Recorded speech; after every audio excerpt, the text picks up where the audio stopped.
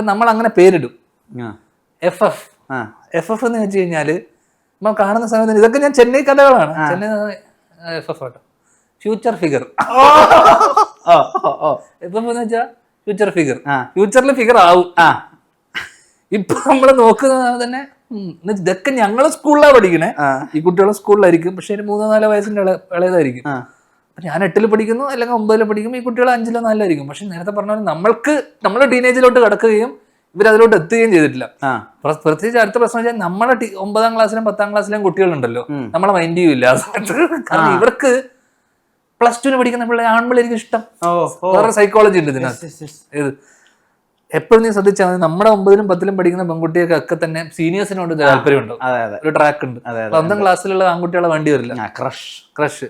പക്ഷെ എന്റെ ക്ലാസ്സിലുള്ള സമയത്ത് എന്റെ ക്ലാസ്സിലുള്ള കുട്ടികൾക്ക് എനിക്ക് എന്നെ ഇഷ്ടമായിരുന്നു, എനിക്ക് സീനിയേഴ്സിനെ ഇഷ്ടമായിരുന്നു, സീനിയേഴ്സിന് എന്നെ ഇഷ്ടം. ഒരുപാട് എഡ്യൂക്കേഷൻ ഒഴിച്ച്